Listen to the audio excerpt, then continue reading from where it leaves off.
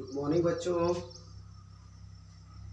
Online के YouTube channel में आपका स्वागत है। आज मैं मनोज कुमार पटेल आपको क्लास 8 का मैथ पढ़ाऊंगा।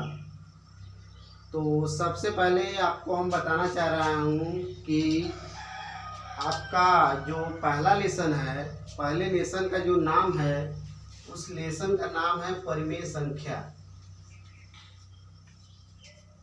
परिमेय संख्या। तो सबसे पहले बात आती है कि परिमेय संख्या क्या होता है या परिमेय संख्या किसे कहते हैं। तो आप लोग परिमेय संख्या का परिभाषा सुनिए कि परिमेय संख्या किसे कहते हैं। तो इसकी परिभाषा है ऐसी संख्याएं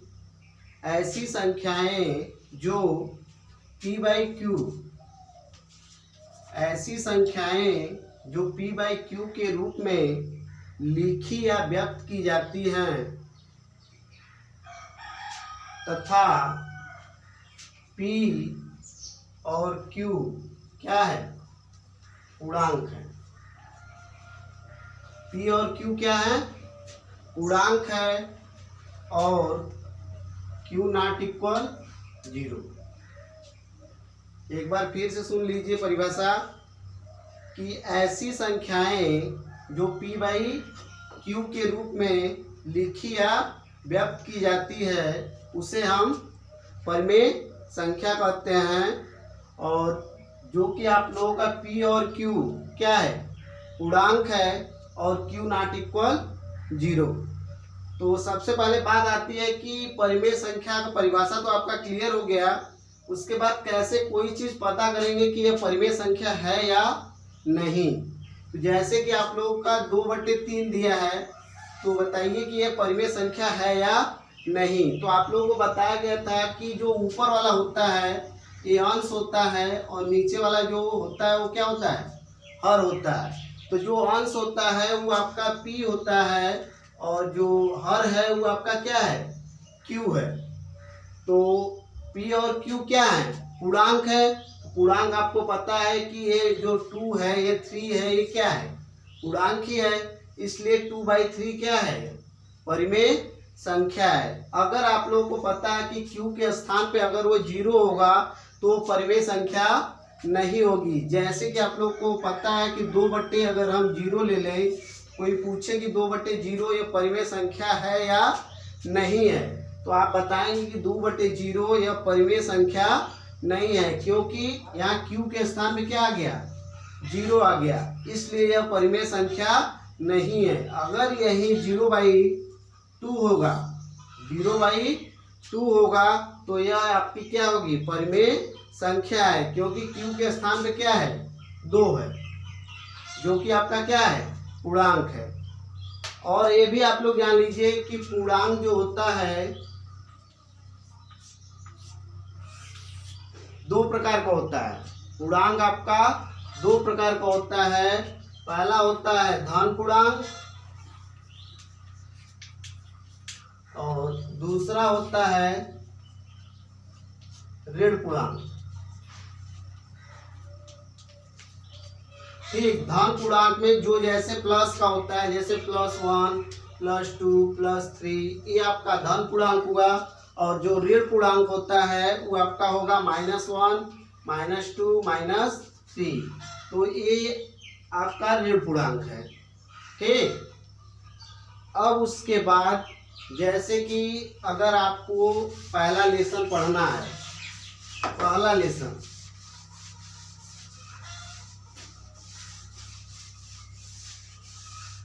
तो पहला लेसन पढ़ने से पहले आपको भिन्न का जोड़ और घटाना आना चाहिए। भिन्न का जोड़ और घटाना। तो भिन्न का जोड़ और घटाना जिसको आता है वो अपना पहला अभ्यास खोले, अभ्यास 1A। अभ्यास आप लोग खोलिए, अभ्यास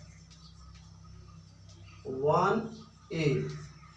1A में जो पहला सवाल है, पहला का पहला, इसको करना है क्या है? सरल कीजिए। क्या करना है? सरल कीजिए। तो सरल हम कैसे करेंगे? जैसे कि 4/5 है, 4/5 प्लस छोटा कोष्ठक लगा है और कोष्ठक के अंदर माइनस है, -2/5। तो बेटा आप लोग को छोटे क्लासों में बताया गया था, क्लास 6 या तो फिर क्लास 7 में आप लोग को बताया गया था चिन्ह का गुणा, चिन्ह का गुणा। तो चिन्ह का गुणा आप लोग को पता है, आप लोग को परिभाषा बताया गया है चिन्ह का गुणा। चिन्ह का गुणा हम कैसे करते हैं, आप लोग परिभाषा बताया गया है कि समान चिन्ह का गुणा करने पर प्लस आता है और विपरीत चिन्ह का गुणा करने पर माइनस। वो कैसे, वो देख लीजिए। जैसे प्लस गुणे प्लस है तो आपका प्लस आएगा, और माइनस गुणे प्लस है तो आपका माइनस आएगा, और प्लस गुणे माइनस है तब भी आपका क्या आएगा, माइनस ही आएगा, और माइनस गुणे माइनस होगा तो ये क्या आएगा, प्लस। तो आप लोगों को यहाँ बताया गया था कि समान चिन्ह, समान चिन्ह का मतलब यही होता है कि या तो दोनों क्या हो, प्लस हो, या तो दोनों क्या हो, माइनस हो, तो क्या आएगा, प्लस आएगा। तो परिभाषा आपको यही बताया गया था कि समान चिन्ह का गुणा करने पर प्लस आता है, और विपरीत चिन्ह, विपरीत का मतलब एक प्लस और एक माइनस अगर होगा तो क्या आएगा, माइनस ही आएगा। तो चलिए आइए देखिए सवाल, सवाल को आप कैसे करेंगे।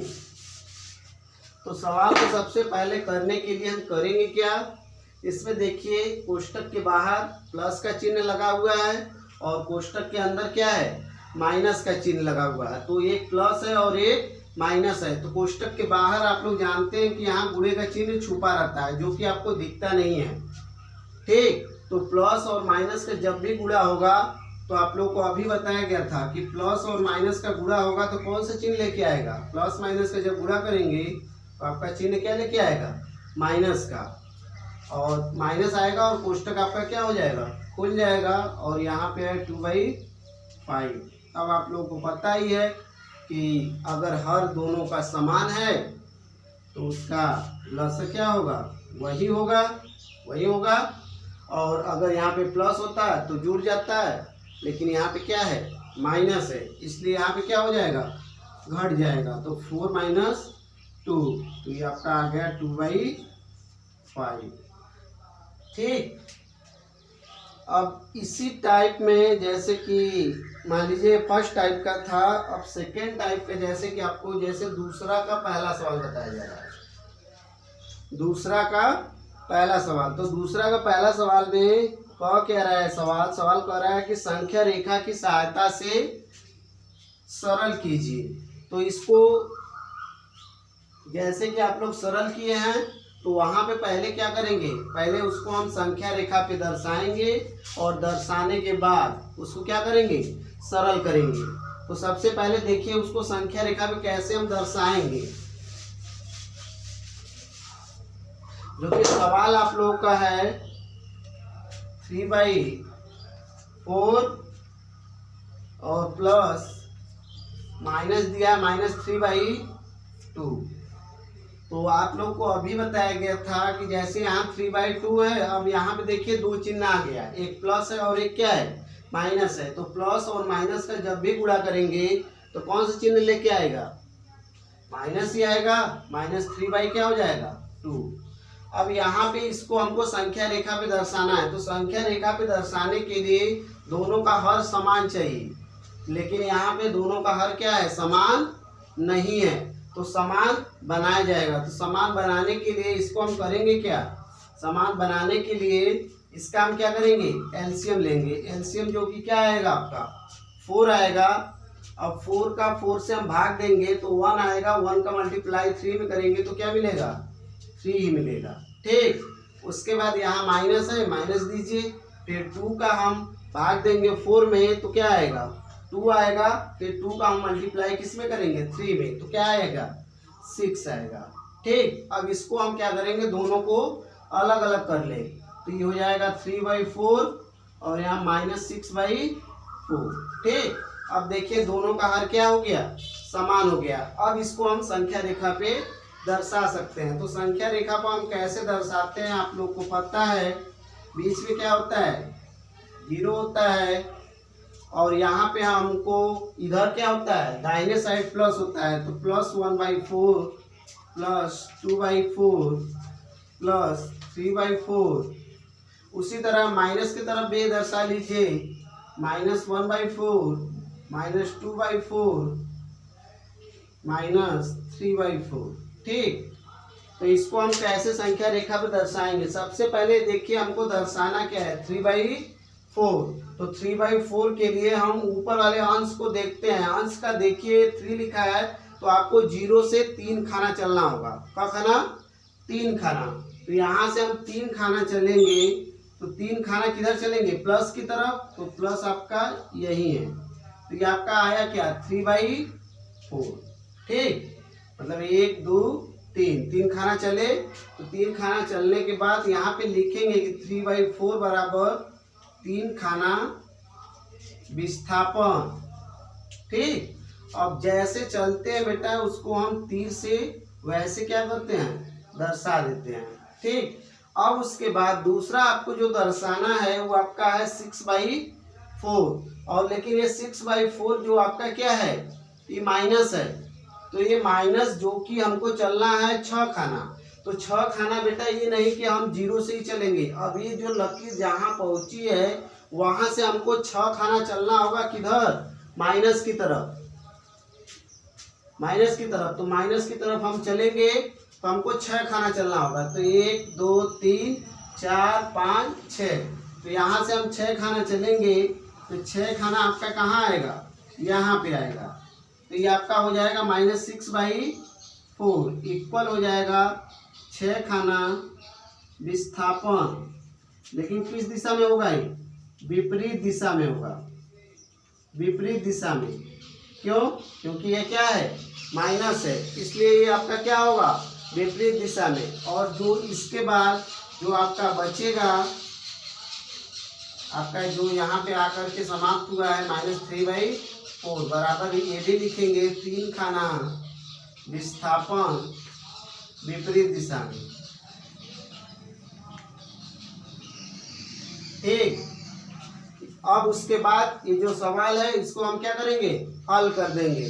तो हल करने के लिए ये 3/4 और माइनस है 6/4। अब इसको हल करेंगे, तो हल करने के बाद जहाँ पे लकीर आकर के समाप्त हुई थी, जहाँ पे अगर वही आ जाएगा तो आपका सवाल सही होगा। इसको हल करेंगे तो इसका एलसीएम क्या हो जाएगा, 4 होगा। अब ये हो जाएगा 3 - 6 इक्वल आ जाएगा -3/4। देखिए -3/4 यहाँ पे आया था। तो आपका जो सवाल है यहीं पे समाप्त हो रहा है। और उसके बाद मान लीजिए पहला सवाल बता दिया गया था और दूसरा का पहला बता दिया गया। तीसरा और चौथा आप लोग, अगर आप लोग को बटे का सवाल आता होगा तो कोष्टक खोल करके उसको क्या करेंगे, हल कर लेंगे, जो कि आप लोग के लिए ये होमवर्क रहेगा। तीसरा और चौथा सवाल आप लोग का होमवर्क है। That's all.